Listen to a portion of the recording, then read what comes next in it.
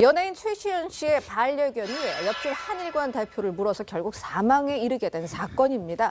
사건 정리부터 해주시죠, 박상현 기자. 네, 이번 사건 같은 경우는 이제 아파트 엘리베이터 CCTV에 좀 모든 내용이 좀 많이 담겼어요. 엘리베이터를 보게 되면은 이제 엘리베이터 문이 열리거든요. 근데 최시현 씨가 기르던 반려견이 있었어요. 근데 갑자기 걸어 들어오다가 그 엘리베이터 탑승에 있던 여성의 다리를 갑자기 저기 뭅니다. 예. 갑자기 물거든요. 이 여성 같은 경우는 최시현 씨 이후에 살았어요. 유명 한식당 대표 김 씨인데요. 갑자기 개가 들어와서 강아지가 들어와서 확 문 거예요.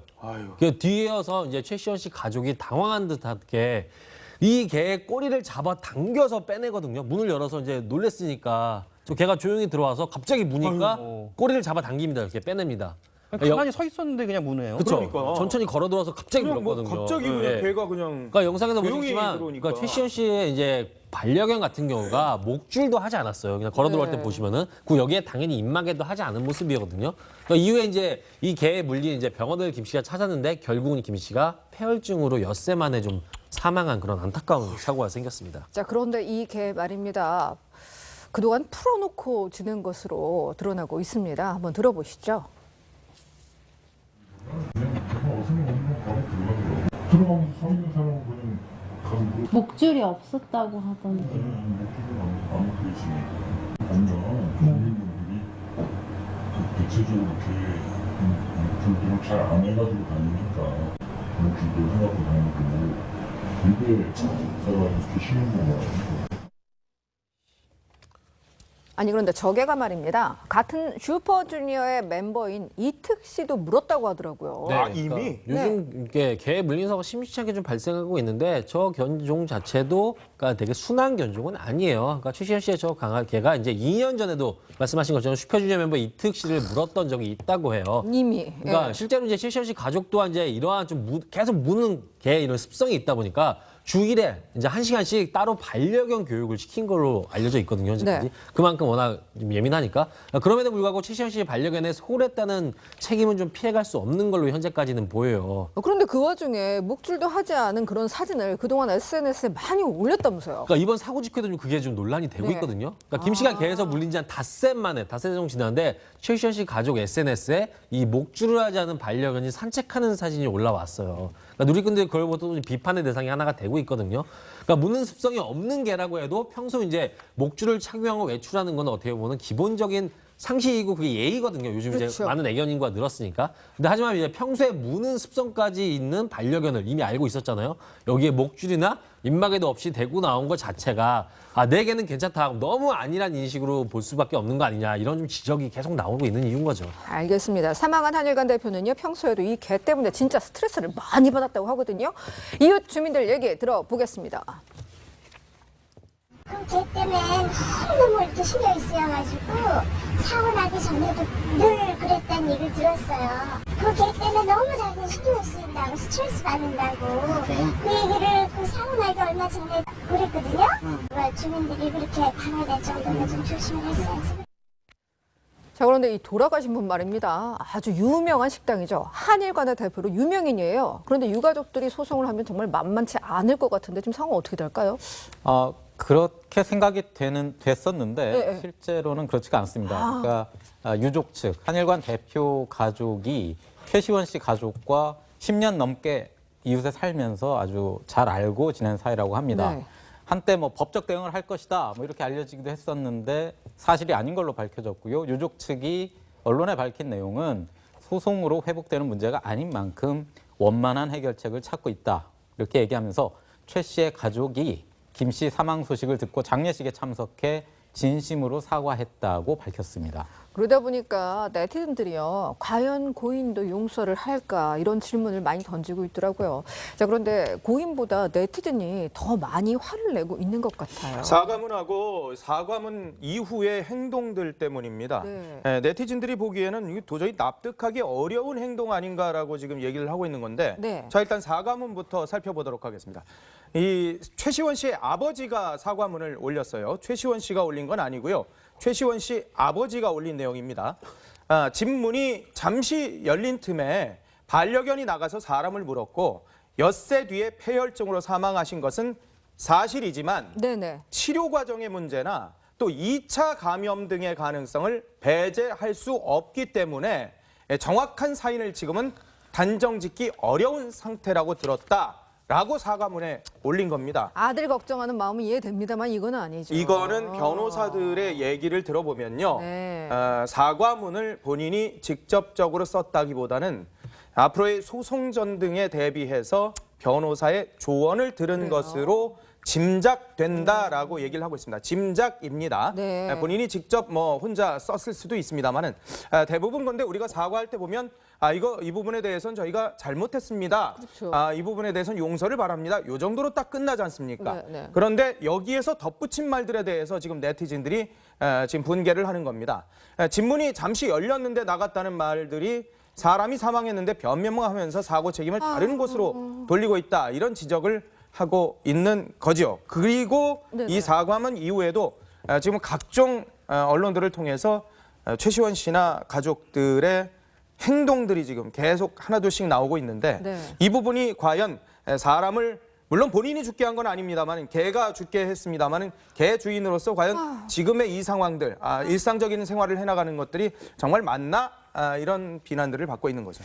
잠깐 물린 저분 결국 돌아가셨는데 돌아가시고 나서 결국 개 생일 파티 사진을 또 최시원 씨 가족에 올렸다. 근데 사람이 사망한 뒤에 어떻게 이런 짓을 할 수 있느냐 보도가 쏟아지고 있더라고요. 이건 어떻게 된 건가요? 예, 논란이 일긴 일었는데 그건 네. 사실은 그게 아닙니다. 그러니까 예. 개물림 사고가 나오고 이제 사흘 뒤에 이제 사람이 사망하기 전에 네네. 최시원 씨가 동생이 이제 그 반려견의 생일을 축하한다면서 이제 케이크 앞에서 찍은 사진을 올린 겁니다. 한때는 이제 한일관 대표가 사망한 당일로 잘못 알려지면서 사람이 죽었는데 어떻게 개 생일 파티를 어떻게 올릴 수 있냐 이렇게 비난이 커졌던 건데요. 그건 아니라는 것으로 밝혀졌고요. 네. 하지만 이제 실제 사망 당일에 올린 게시글은 아니었던 것으로 밝혀지면서 사실은 아니지만 그래도 이런 비난이 사그러들지 않을 수밖에 없어요. 일단 물고 나서 그다음 찍은 사진이니까요. 그렇죠. 네. 그래서 어쨌든 뭐 이제 최시원 씨 가족들도 설마 이렇게 뭐 죽음으로까지 이렇게 번질 것 같지는 생각을 못했던 것 같아요. 그래서 어쨌든 뭐 이렇게 올렸는데 그래서 결국에는 이제 최시원 씨 가족들은 현재 그 SNS 계정을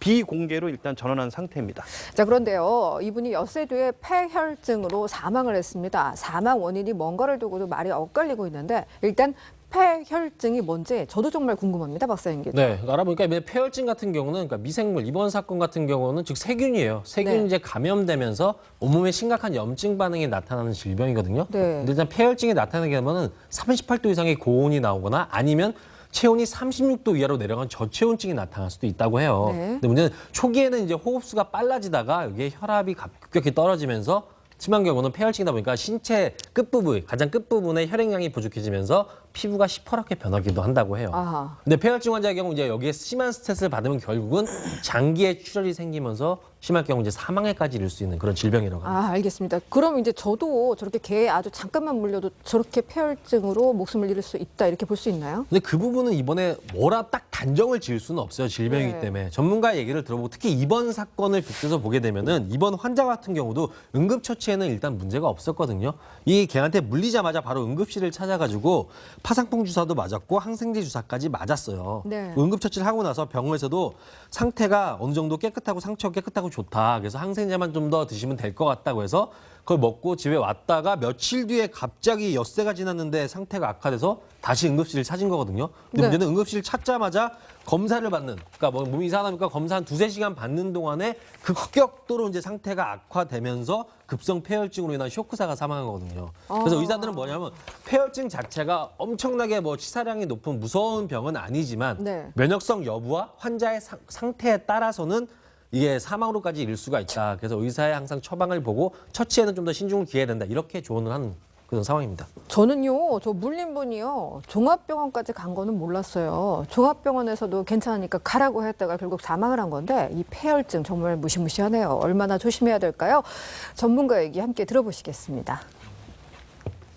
모든 경우가 폐혈증과 같은 중증 감염으로 이행하는 건 아니지만 교상의 정도라든지 부위에 따라서는 중증의 곡소 감염증으로 이행할 가능성도 있고 드물지만 폐혈증으로 가서 사망할 수도 있기 때문에 물림 사고가 생겼을 경우에는 반드시 의료진의 진료를 받는 것이 필요하겠습니다.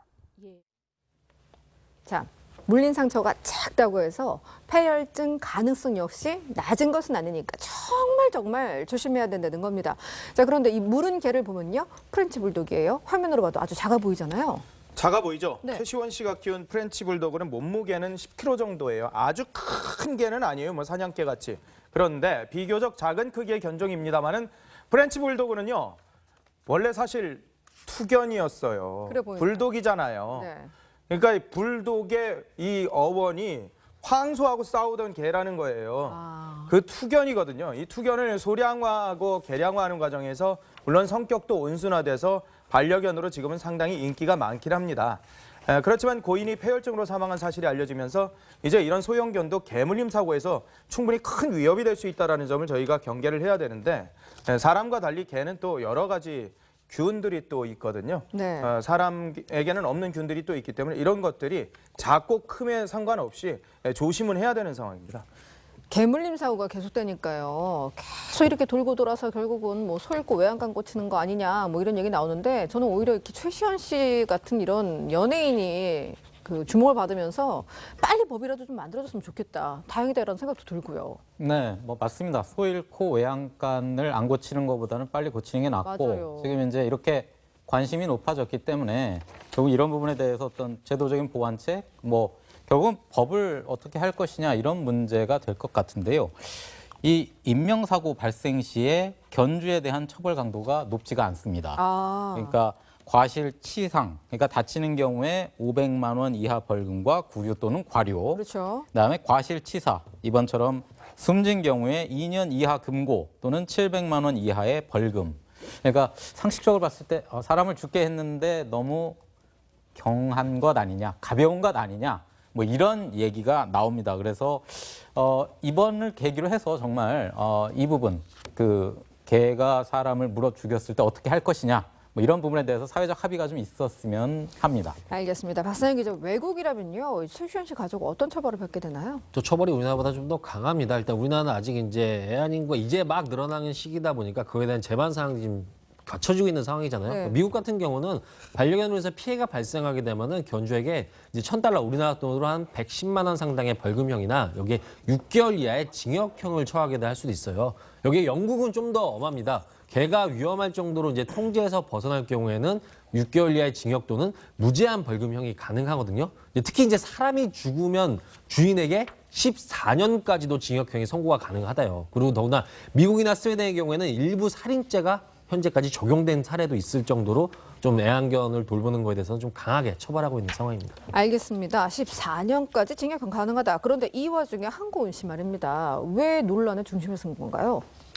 네, 그렇습니다. 한고은 씨가 이제 이번 사건 이후 해당 그 반려견을 안락사해야 한다는 여론이 거셌거든요. 네. 이거에 대해서 이제 그 SNS에 올렸다가 공격을 당했는데요. 그러니까 이제 네티즌들은 그겁니다. 한 번 사람을 공격한 개는 또 다시 사람을 공격할 가능성이 크기 때문에 이제 안락사 시켜야 된다라고 얘기를 했고, 이에 또 이제 한고은 씨가 SNS에 뭐라고 올렸냐면 그 개와 산책을 하려고 하면 사람들이 막 그래요. 뭐 개줄을 좀 짧게 잡아요. 뭐 이러면 견주들은 고개도 못 들고 죄송하다는 말만 해야 한다라고 얘기를 하면서 나쁜 개는 없다는 말 맞다. 반려견 행동 교정 전문가인 강혜욱 씨의 반려견이었다면 그런 일이 있었을까? 왜 사람 탓을 안 하고 개의 안락사를 논하는가? 이렇게 얘기를 했는데 네. 물론 뭐 안락사 문제에 대해서 지적할 수는 있지만 사망한 고인에 대한 언급 없이 개 안락사 문제만을 지적한 모습에 비난이 쏟아졌고 결국 한고은 씨도 글을 삭제하면서 본인이 좀 경솔했다라고 이렇게 사과를 했습니다. 저희 방송에도 몇 번 다른 방송에도 많이 나오는 그 개 전문가분들 있잖아요. 네. 그 개 교육시키는